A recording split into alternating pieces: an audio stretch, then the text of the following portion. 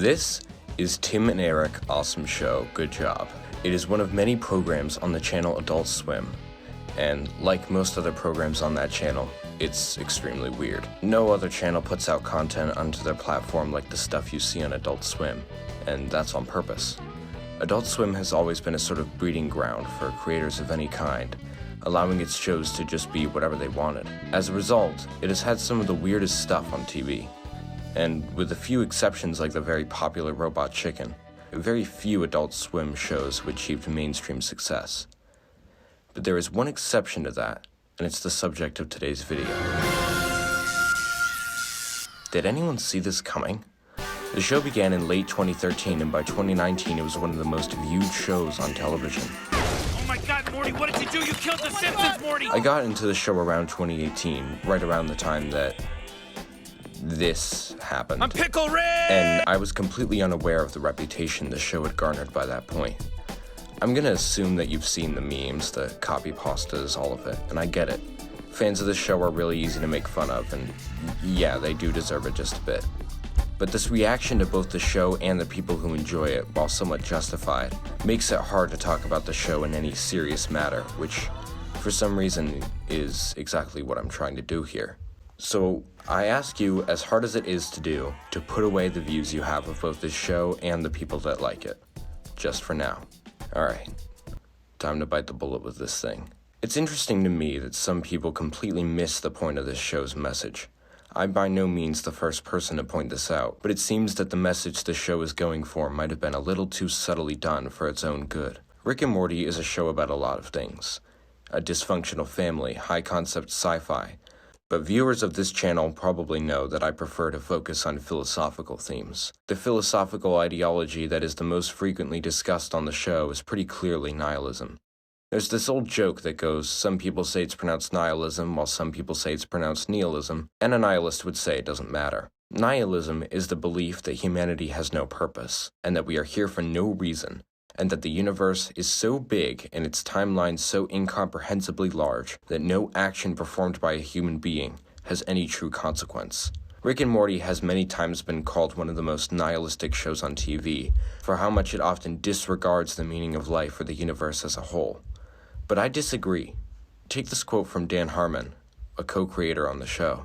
The knowledge that nothing matters, while accurate, gets you nowhere. And we can see this philosophy presented in the show as well. Rick is often criticized as a character for not ever being in any danger because he's the smartest man in the universe. And while this is true, the real threat to Rick is himself. Countless times Rick has shown himself to have so much self-loathing and self-destructive tendencies that it often goes to absurd levels.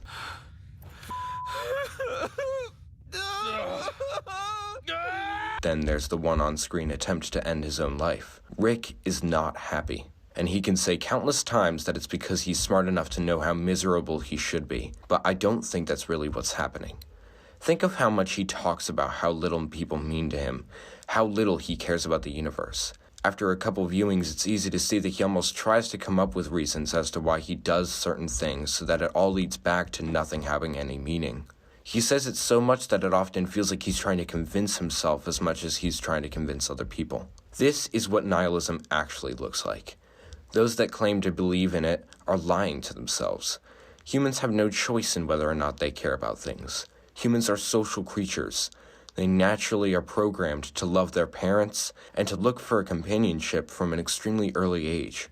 No matter how hard you fight against it, it's a fact. However, that doesn't mean I'm saying nihilism isn't a valid philosophical belief. It certainly is. All I'm saying is that true nihilism is impossible, which can be said for a lot of philosophical beliefs. And this contrasts against the character of Rick supposedly achieving this true nihilism. However, this doesn't restrict Rick's ability to carry what I like to call infectious nihilism. Infectious nihilism is the type of nihilism that's always in the back of people's minds. It is essentially an info hazard. Once you understand how meaningless the universe is, especially after you've seen this idea demonstrated to you multiple times, it's hard not to think about it. You can ignore it, filling your life with distractions and business to avoid the thought, but it will still trouble you, and it's something humans can't avoid once they realize it. Interestingly, Rick seems to have impacted quite a few people through his infectious nihilism. And it's through this impact that Rick has on other characters that he interacts with that often drives character growth or even decay throughout the entire show. Think of the characters Beth, Summer, and especially Morty. All of their characters have changed dramatically throughout the show, and all because of Rick, and all because of his worldview. I think it's interesting to start with Summer. Summer was not a very interesting character early on. Oh my god, his head is in his food. I'm going to puke. But I think it's during Season 3 that we started to see a pretty interesting change in her character. During Season 3, Jerry and Beth go through a divorce. And in the episode Rick Mancing the Stone, we see how this impacts both Morty and Summer. I think this is the exact point where we can see Summer's character change the most. From this point, she is no longer what I assume was a mockery of many shows' take on teen female characters. I think the only exception to this was possibly the Season 1 episode Raising Gazorpazorp, where we see that Summer actually does have some pretty solid quick thinking skills that ultimately save Rick's life, and possibly change Rick's perspective on how valuable of an asset Summer can be. But remember, this was a small exception to show Summer's potential. It wouldn't be until much later that we would see the character change Summer would go through that would ultimately develop those traits more. And remember, this was all because of Rick. Sure, it was Summer that decided to take her anger out on the Mad Max people, but it was always Rick that was encouraging her. What's always been interesting about Summer is that despite the occasional demonstration of nihilistic tendencies similar to those of Rick, Summer has still shown that she is above all a morally driven character, as she has been since the beginning. And Rick is well aware of this. Consider the sheer amount of trust Rick has placed in Summer, giving her the instructions on how to take care of memory loss incidents like in Morty's Mind Blowers, having her go on a mission to steal the enchanted conch shell that will get rid of Mr. Nimbus's powers. Jesus Christ, this show is so weird, I swear to God. Richard! After Season 3, Rick has a lot of respect for Summer, and we'll talk about why later. Beth is our step into the dangerous parts of Rick's infectious nihilism. It is no secret at all that Beth is extremely similar to Rick. And by that I mean that there is literally a part where she blatantly says it out loud. Oh my god, I'm my father! However, this is nowhere near where Beth's struggle with nihilism ends. Since Season 1, Beth has constantly been shown as a caring mother. She's often not able to demonstrate this care, given how often she shows dismay towards her kids, and especially Jerry. But despite that, Beth does really care a lot about her family. We know that she gave up what would have been a very promising life in order to raise a child and eventually start a family. We know that she feels incomplete without her family, and while it's nowhere near perfect, Beth's lashing out at her family is really, at the core, a product of her struggle to express admiration for her family. And we even see this with Jerry. There is a bond there, whether or not Beth chooses to admit it.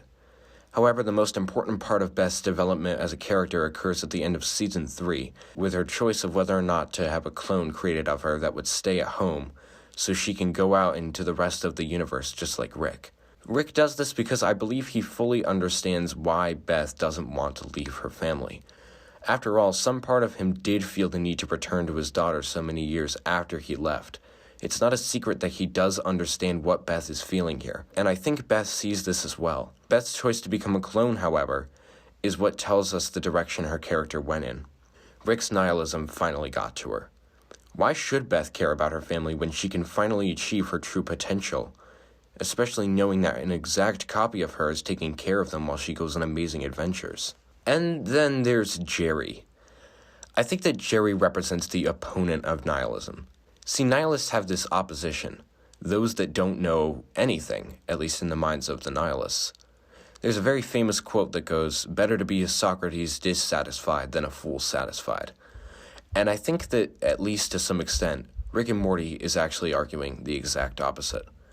Think about how many times the show blatantly tells the audience that Rick and Beth hate themselves and their lives, but what saves Beth every time is how Jerry is able to pull her back by presenting her with a simple life and a simple world where she can pretend the rest of the universe isn't meaningless. Rick doesn't have that. Remember, Jerry wins at the end of Season 3. The family would rather live a happy but ultimately meaningless life than one with any kind of conquest against those that believe in meaning. In other words, ignorance is bliss for the Smith family. However, this will not stop Rick's nihilism from infecting one member of the family more than anyone else in the show. The other half of the dynamic duo, Morty Smith. In the very first scene of the pilot episode of Rick and Morty, We see Morty almost completely submissive to Rick's actions. He's scared to talk to Jessica. He's scared about the bomb. He's scared of Rick. And it takes a lot to compel him to act on any of these anxieties. Compare this to a very similar scene from the first episode of Season 5, where Morty takes complete control of an awful situation where Rick is pretty much unable to assist him. Like how much more calm he is. He even accepts his own death at one point, before his call with Jessica creates a sudden will to live again. This is just not the same character as Morty from Season 1. So where did the change occur? Where did Morty go from this to this? Maybe it helps to put major events on a timeline and pinpoint the exact moment where Morty goes from the naive, anxious, awkward teenager to the still awkward but much more calculated and experienced Morty. Here are a couple key moments. In Season 4, Episode 8, Morty seems to finally find a flaw in one of Rick's ideas. Consider that throughout the entire show, Rick has always dragged Morty along on his plans, never giving Morty the chance to question Rick's decisions. However, this is an instance where Rick's mistake is fully called out by Morty. But it's also worth noting that Morty was already in a changed state if he was willing at all to question Rick's ideas. In Season 3, Episode 4, Rick essentially tears down Morty's entire perspective on morality when he does the thing from Saw with the people from the Avengers, and ends up slaughtering all of them. The important part of the episode is how Morty reacts to this, showing a surprised lack of care about the events unfolding around him. This scene in particular is especially important. You guys hit the baskets. I'll disarm the drunkenly improvised neutrino bomb. There's a 40% chance it's a dud, but you should still stay back. Morty, how many of these? Too many, Rick! Too many! In Season 2, Episode 9, Rick and Morty discover a planet where they do the thing from the Purge movies, and Morty eventually snaps. The explanation for Morty's suddenly extreme level of anger and violent actions is that he ate a candy bar that increases violent impulses. However, the very last second of the episode reveals that the candy bar no longer has this side effect, meaning that Morty was fully himself the whole time. Side note, this is actually one of my favorite episodes in the show, and it's incredibly underrated. It's not Taddy Mason? Dad, who the fuck is Taddy Mason? Taddy? Yes, Jerry, it's Taddy, a person no one's ever heard of until now calling you on a space phone. I can't tell if you're being sarcastic. Morty? Are you all right? No! Why are you with Taddy Mason? Holy shit, Dad, shut the fuck up! In the finale of Season 1, Rick holds a party. The house is accidentally teleported to a random dimension, and Rick sends Morty to collect crystals that will apparently allow Rick to bring the house back. However, when Morty gets back, Rick does this with them. And these babies just saved this lame-ass party! Morty, in all of his built-up frustration from the party, lashes out at Rick and ends the entire thing, forcing everyone out of the house. In every one of these moments, we see a side of Morty that is angry and resentful. Towards later seasons, Morty slowly becomes more and more apathetic, more and more like Rick. You're fighting! Can't you see you're all the same? Oh, Summer. First race war, huh? It's happening to almost every other member of the family, but it's happening most to Morty, because Morty is essentially built to hate Rick, yet he's forced into a position where none of this input is actually acknowledged. Of course Morty would take any opportunity to lash out against Rick. He's been holding it in forever. I do believe that the show wants us to see that there is hope for Morty as a character, that it is plausible for him to be a good person and resist the nihilist worldview of his grandfather. However, this is where I have to criticize the show and its recent character writing in the last 3 seasons. When I'm reviewing a piece of media, I don't often acknowledge my own opinion on it, because usually it's something I already like a lot. And also, movies aren't TV shows, which can change in quality over time. Shows often become worse over time as writers change or run out of ideas, yet still have to keep the show going because of profits. And it seems to me that the same happened to Rick and Morty.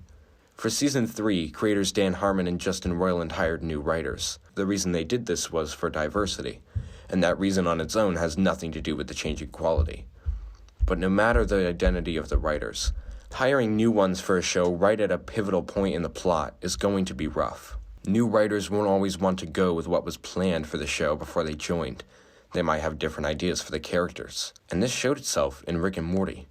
Season 3 marked the beginning of Rick and Morty's decline, according to a lot of viewers, including me, specifically in relation to Rick and Morty as characters.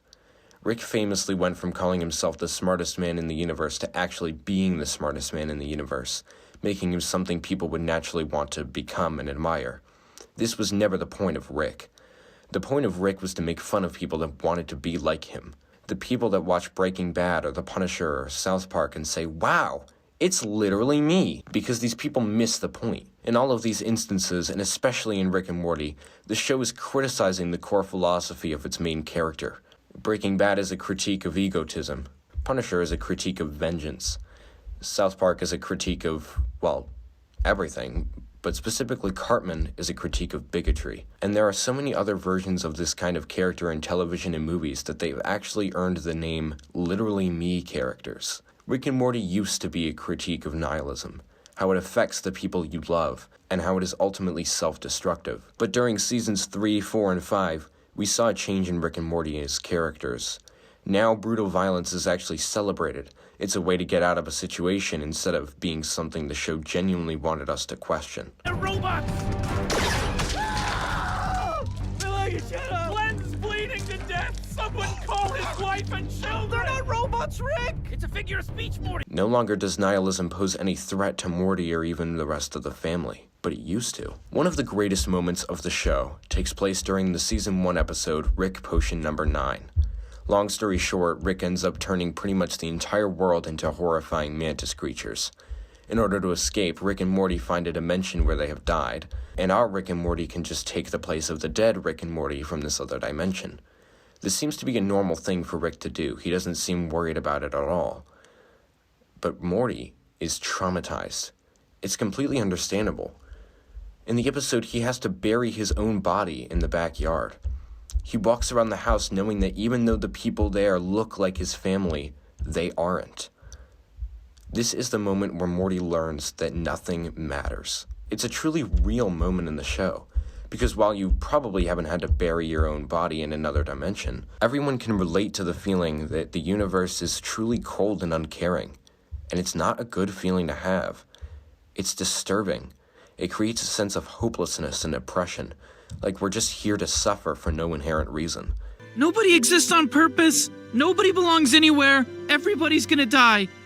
Come watch TV. It's the exact opposite of a worldview we should admire. Rick is not someone we are meant to want to be. So where is Rick and Morty now, and where is it going? Well, I still enjoy the show a lot. It has its fair share of misses, sure, but still has some of the best world-building concepts and humor of anything on TV right now. And though I might be getting my hopes up, after season 5, I have hope that we might be returning to a criticism of nihilism with the destruction of the central finite curve, which rids the show of the smartest men in the universe crap. We've seen truly emotional moments with Morty that show us his capacity for love and morality. Sure, he can be violent and ruthless, but it's fair to say that his actions are leagues more justified than Rick's. I think we can say that we finally reached the end of the Pickle Rick era of Rick and Morty, a period riddled with bad character writing and a lack of subtlety save for a few truly great episodes. While many don't enjoy the larger plot of the show involving evil Morty, if we know anything, it's that Justin Roiland can do a fantastic job at developing a larger plot in the background of an episodic show. Rick and Morty is a complicated show. I'm not talking about the concepts, I'm talking about the show itself. It's had its fair share of problems, a lot of outstanding moments and incredible lows, but overall I think the reason is pretty clear. Rick's nihilism has managed to spread into the show itself. The commentary the show is trying to make has backfired, leading to a legion of obnoxious fans praising Rick for his nihilistic philosophy instead of seeing how the show ridiculed him constantly for it. And eventually, the show was as much infected by Rick's nihilism as its fans, as its own characters. But the core message seems to be prevailing, even if by a little bit. Like the show's characters prove, nihilism can only leech off our happiness as much as we let it. And choosing to care about what is ultimately meaningless is just in our nature. Maybe it won't matter to an infinite universe, but it can matter to us. Thanks for watching.